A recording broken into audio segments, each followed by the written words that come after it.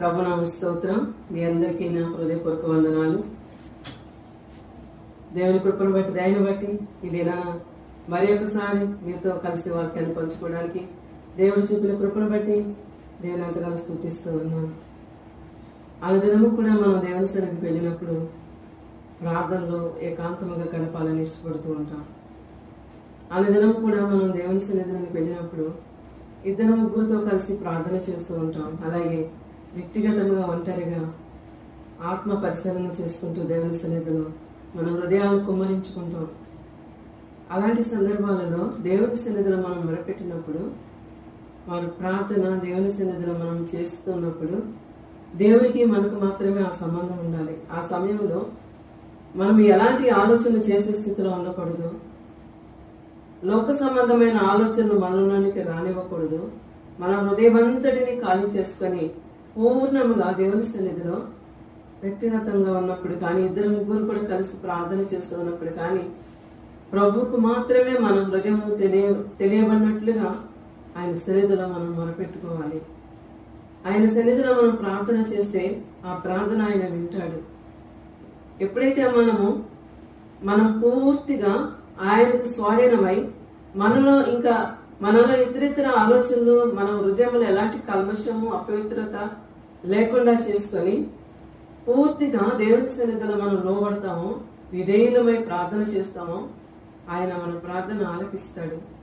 ఎందుకంటే మనం ప్రార్థన చేసేటప్పుడు ప్రక్కన ఎవరైనా చూస్తున్నారేమో అని కానీ ఎవరైనా వింటున్నారనేమో కానీ లేకపోతే వేరే వేరే ఆలోచనలు కానీ రాకుండా నా దేవుడు నా మొర వినాలి, నా దేవునితో నేను సంభాషించాలి, నా ప్రార్థన ఆయన వింటున్నాడని నమ్మకంతో సందేహం లేకుండా దేవుని సన్నిధిలో మనం హృదయాన్ని కుమ్మరించుకున్నప్పుడు ఆయన మన ప్రార్థన ఆలకిస్తాడు. దేవుని సన్నిధిలో మనం స్తుతించేటప్పుడు మన స్తుతులు ఆయన దగ్గర చేరతాయి కనుక ఖచ్చితంగా మనకి జవాబు ఇవ్వటానికి ఆయన సిద్ధంగా ఉన్నాడు. పరిశుద్ధ గ్రంథమును మనం చూసినట్లయితే ఇర్మియా గ్రంథము 29వ అధ్యాయము 29వ అధ్యాయము 12వ వచనం మనం చూసినట్లయితే మీరు నాకు మొరపెట్టుదురేని మీరు నాకు ప్రార్థన చేయొచ్చు ఒత్తురేని నేను మీ మనవి ఆలకించును అనుంది. దేవునికి స్తోత్రం కలుగును గాక. మీరు మొరపెడితే మీరు నాకు మొరపెడితే మీరు నా సన్నిధిలో ప్రార్థన చేస్తే మీ మనవి ఆలకిస్తానని వాగ్దానం చేస్తున్నాడు. మన ప్రార్థన ఆయన వింటున్నాడు. మన ప్రార్థన మనం ఎలా చేస్తున్నామో కూడా ఆయన వింటూ ఉంటాడు. ఎందుకంటే మరి పరిశుద్ధ గ్రంథంలో ఇద్దరు ప్రార్థన చేశారు. ఒకళ్ళైతే తగ్గించుకొని ప్రార్థన చేశారు, ఒకళ్ళైతే తను తాను హెచ్చించుకొని ప్రార్థన చేశాడు. తను తాను తగ్గించుకున్న వాడు హెచ్చింపబడను, తను తాను హెచ్చించుకున్న వాడు తగ్గింపబడినని కూడా లేఖనాలు సెలవిస్తూ ఉన్నాయి. దేవా నన్ను కరుణించని, పాపినైనా నన్ను కరుణించని ఆయన సన్నిధిలో పూర్తిగా మనం హృదయాన్ని కుమ్మరించుకోవాలి.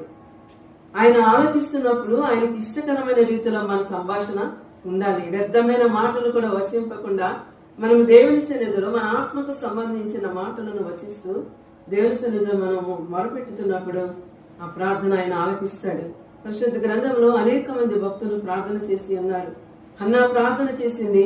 ఆమె ప్రార్థన ఎవరికి వినపడలేదు కానీ పెదవులు మాత్రమే ఆమె మాట్లాడుతున్నట్టుగా తెలుస్తుంది. కానీ ఆమె హృదయం అంతటిని కూడా దేవుని సన్నిధిలో కుమ్మరించుకుంది.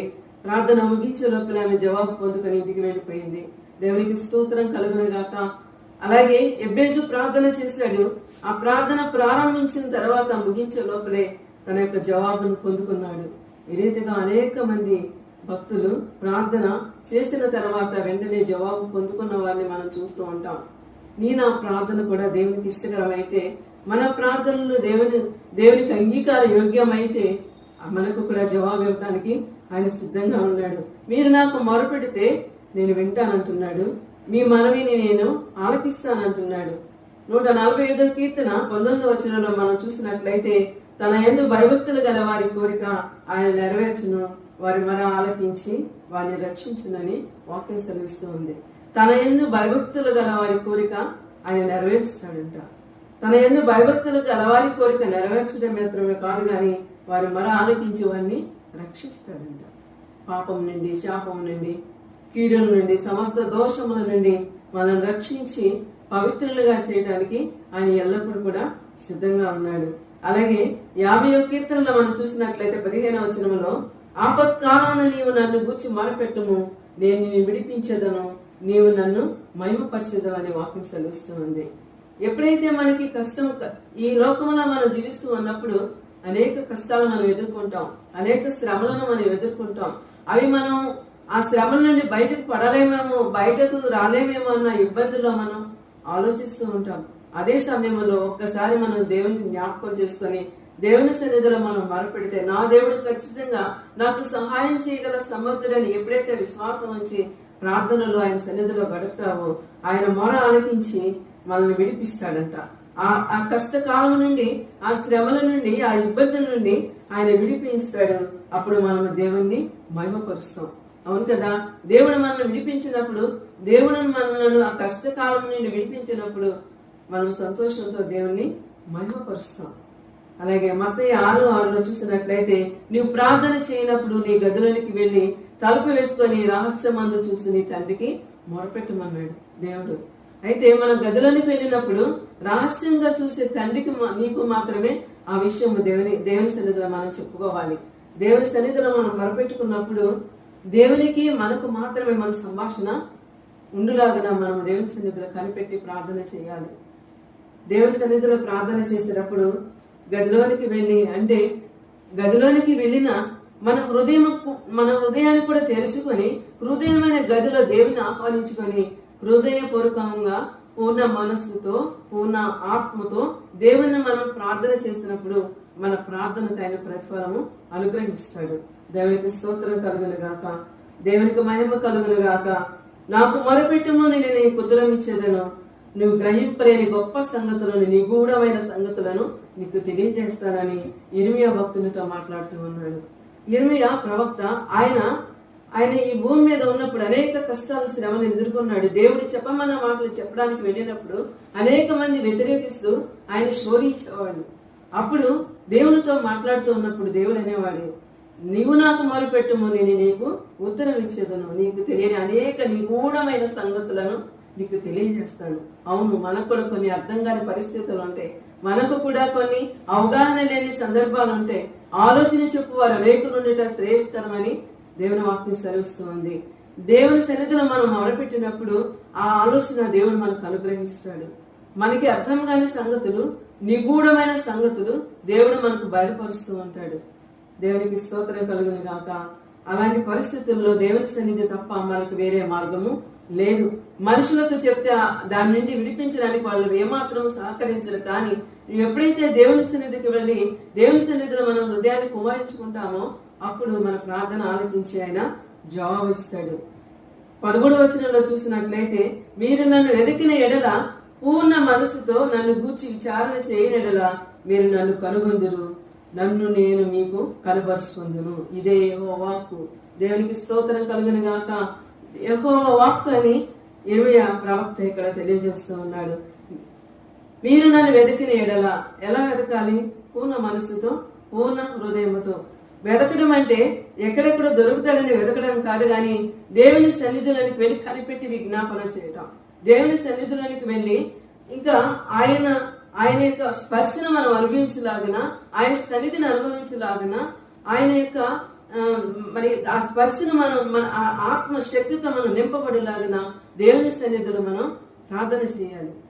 ప్రార్థన చేసినప్పుడు, వెతికినప్పుడు ఆయన దొరుకుతాడు. పూర్ణ మనసుతో నన్ను గూర్చి విచారణ చేయనలా మీరు నన్ను కనుగొందురని వాక్యం సెలవిస్తుంది. అంటే ఆయన మనతో మాట్లాడతాడు, మన ప్రక్కనే ఉంటాడు, ఆత్మస్వరూపిగా ఉన్నాడు. వెతికితే దొరుకుతాడు అని చెప్పినప్పుడు ఆయన మనకి కనబడడు, కానీ ఆత్మస్వరూపిగా మన మధ్యలో సంచరిస్తూ ఉంటాడు. మన చుట్టూ ఆయన ఉంటాడు. మనం ఏ ప్రార్థన చేసినా, ఏ విజ్ఞాపన చేసినా ఆయన వింటూ ఉంటాడు, జవాబిస్తూ ఉంటాడు. అది ఏ రీతిగా మనం చేయాలంటే పూర్ణ మనస్సుతో, కల్మషం లేని మనసుతో, పవిత్రమైన హృదయంతో, పరిశుద్ధమైన హృదయముతో, ఇంకా దేవుని సన్నిధిలో మనం హృదయాన్ని కుమ్మరించుకున్నప్పుడు ఆ ప్రార్థనకు ఆయన జవాబిస్తానని తెలియజేస్తున్నాడు. మీరు నన్ను కనుగొందురు, నేను మీకు కనబరుచుకుందని అంటున్నాడు. ఎప్పుడైతే మనం ఆ దేవుడు పరిశుద్ధాత్ముడు ఇక్కడ ఉన్నాడు, నాతో మాట్లాడుతున్నాడు, నేను ఆయన స్పర్శను అనుభవిస్తున్నాను, ఆయన సన్నిధిని అనుభవిస్తున్నానని ఎప్పుడైతే మనకు కలుగుతుందో నేను మిమ్మల్ని నన్ను నేను మీకు కనపరుచుకుందునని తెలియజేస్తూ ఉన్నాడు. ఆయన మనతో మాట్లాడతాడు, వాక్యం ద్వారా, స్వరం ద్వారా మనతో మాట్లాడుతూ ఉంటాడు. మనం ఏమైతే దేవుని సన్నిధిలో విజ్ఞాపన చేస్తామో వాటిని మనకు బయలుపరుస్తూ ఉంటాడు, జవాబిస్తూ ఉంటాడు. దేవునికి మహిమ కలుగును గాక. అట్టి స్థితిలో మనందరం కూడా ఉండాలి. ఒక్కసారి ప్రార్థన చేస్తే మనం జవాబు పొందుకునే వరకు కూడా దాన్ని కనిపెట్టాలి. పెదవులతో ఉచ్చరించేసి ప్రార్థన ముగించుకొని వెళితే దానికి జవాబు రాదు. హృదయపూర్వకంగా పూర్ణ హృదయంతో, పూర్ణ ఆత్మతో, మనసుతో, పవిత్రమైన హృదయంతో దేవుని సన్నిధిలో మొరపెట్టి ఆ జవాబు పొందుకున్న తర్వాత కనిపెట్టి విజ్ఞాపన చేసినప్పుడు దేవుని సన్నిధిలో మనం సంతోషంగా ఉండగలం. దేవునికి స్తోత్రం కలుగును గాక. దేవుని నామమునకు మహిమ కలుగును గాక. పరిశుద్ధాత్ముడు మన మధ్యలో సంచరిస్తూ ఉంటాడు.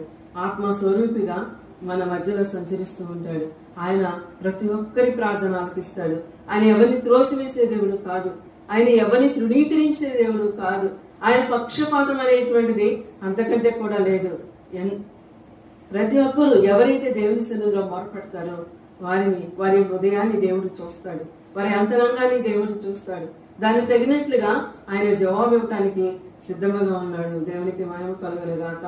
మత్తయి సువార్త 18వ అధ్యాయము 19వ వచనంలో చూసినట్లయితే, మరియు మీరు ఇద్దరు తాము వేడుకొని దేనిని గురించి అయినను భూమి మీద ఏకీభవించిన ఎడల అది పరలోకమందున్న నా తండ్రి వలన వారికి దొరుకునని మీతో చెప్పుచున్నాను. యేసు ప్రభువారే స్వయంగా మాట్లాడుతూ ఉన్నారు. మరియు మీలో ఇద్దరు తాము వేడుకున్న దేనిని గురించి అయినను భూమి మీద ఏకీభవించిన ఎడల అది పరలోకమందున్న నా తండ్రి వలన వారికి దొరుకునని మీతో చెప్పుచున్నాను. ఇద్దరు ముగ్గురు ఎక్కడైతే ఆయన నామంలో ఇద్దరు ముగ్గురు ఏకీభవిస్తారో వారి మధ్యలో ఆయన ఉంటాడు. ఆయన ఉందును అని సెలవిచ్చిన దేవుడు వారి మధ్యలో ఆయన ఉంటాడు కనుక ఆ ప్రార్థనకు ఆయన జవాబిస్తాడు. ఇద్దరు తాము వేడుకొని దేని గురించి ఆయనను భూమి మీద ఏకీభవిస్తే దానికి ప్రతిఫలం తప్పకుండా అనుగ్రహిస్తాడు దేవుడు. దేవునికి స్తోత్రం కలుగును గాక. ఆయన మరి ఒక మాట కూడా మనకు తెలియజేస్తున్నాడు. ఈ భూమి మీద మీరు వేటిని బంధిస్తారో అవి పరలోకమందును బంధింపబడను, ఈ భూమి మీద మీరు వేటిని విప్పుతారో పరలోకమందును విప్పబడనని ఆయన తెలియజేశాడు. అంటే మనం దేనినైతే ఇక్కడ బంధిస్తామో దేవుడు మనపక్షంగా పరలోకంలో వాటిని బంధిస్తాడు. మనము దేనిని బంధించాలంటే అపవాది తంత్రములన్నిటినీ, సాతాను యొక్క శక్తులన్నిటినీ యేసు నామంలో మనం బంధించాలి. అలాగే మనము దేవుని సన్నిధిలో ఆత్మ బలం పొందుకోవడానికి ఆత్మశక్తిని మనకు విడుదల చేయాలని మనం విజ్ఞాపన చేయాలి. దేవునికి స్తోత్రం కలుగును గాక. పరిశుద్ధాత్ముడు మనతో ఉన్నప్పుడు గొప్ప కార్యాలు, బలమైన కార్యాలను మనం చూడగలం. యెషయా గ్రంథము 55వ అధ్యాయం 6వ వచనంలో చూసినట్లయితే, యెహోవా మీకు దొరుకు కాలమందు ఆయనను వెతుకుడి, ఆయన సమీపంలో ఉండగా వేడుకొనిడి. నిజమే, ఆయన సమీపంగానే ఉన్నాడు. ఇప్పుడు ఆత్మస్వరూపిగా పరిశుద్ధాత్ముడు మన మధ్యలో ఆయన సంచరిస్తూ ఉన్నాడు. ఇంకా సమయం కొద్దిగానే ఉంది, ఆయన రాబోతూ ఉన్నారు. ఆయన వచ్చే లోపలే సమయం ఉండగానే యెహోవా దొరుకు కాలంలోనే మనందరినీ కూడా ఆయన సన్నిధిలో స్థిరపడాలి, బలపడాలి. ప్రార్థన ద్వారా దేవుని సన్నిధిలో బలపడాలి. ఆయన వచ్చిన తర్వాత ఇంకా మనకు సమయం ఉండదు కనుక ఆయన రాకడకు ముందుగానే మనం సిద్ధపడాలి. ఆయన రాకడలో ఎత్తబడే సంఘములో మనం ఉండులాగన మనందరం కూడా సిద్ధపడాలి. ఆ దానికి కూడా ప్రభువైన యేసుక్రీస్తు దగ్గర మనం నిలబడాలి అంటే దానికి కూడా ప్రార్థన శక్తితో మనం నింపబడి ఉండాలి. ప్రార్థన బలమైన కార్యాలు చేస్తుంది. ప్రార్థన గొప్ప విజయాలను మనకు చేకూరుస్తుంది. ప్రార్థన చేయలేని కార్యం అంటూ ఏది కూడా లేదు. ప్రార్థన చర్చలేనిదే అంటూ ఏది కూడా లేదు. దేవునికి స్తోత్రం కలుగును గాక. ప్రతి ప్రార్థనకు ఆయన జవాబిస్తాడు. విసుగక నిత్యము ప్రార్థన చేయాలని దేవుడు మనకు తెలియజేశాడు. మనము జవాబు వచ్చినా రాకపోయినా విసుగక నిత్యము ఆయన సన్నిధిలో మొరపెడుతూనే ఉండాలి. కన్నీటి ఆత్మతో, ప్రార్థనాత్మతో, కన్నీటి ఆత్మతో మనం దేవుని సన్నిధిలో మొరపెట్టాలి. విరిగి నలిగిన హృదయముతో దేవుని సన్నిధిలో మొరపెట్టాలి. ఎవరైతే దీనులై విరిగి నలిగిన హృదయం కలవారై ఉంటారో వారిని నేను దృష్టిస్తున్నానని దేవుడు సెలవిస్తూ ఉన్నాడు. కనుక ఈ దినాన దేవుడు మనతో మాట్లాడుతున్నటువంటి మాటలు ఏంటంటే, మీరు నాకు మొరపెట్టుదురేని, మీరు నాకు ప్రార్థన చేయించు వత్తురేని, నేను మీ మనవి ఆలకించును.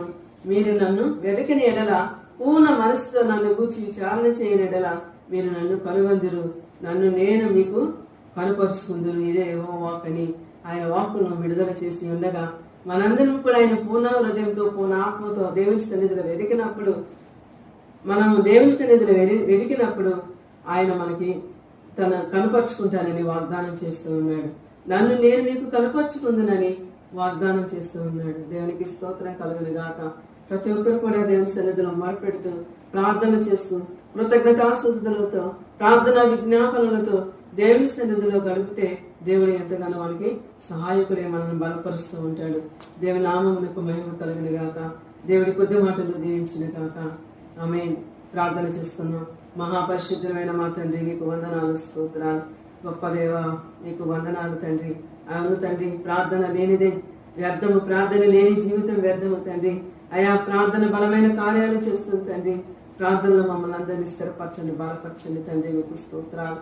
తొట్టెళ్లకుండా తొలగకుండా క్రీస్తున బండ మీద ప్రతి ఒక్క బిడ్డను మీరు నిలబెట్టుకున్నామని యేసు పరిశుద్ధమైన నామములో అడిగి వేడుకొని పొందుకొని నామ తండ్రి.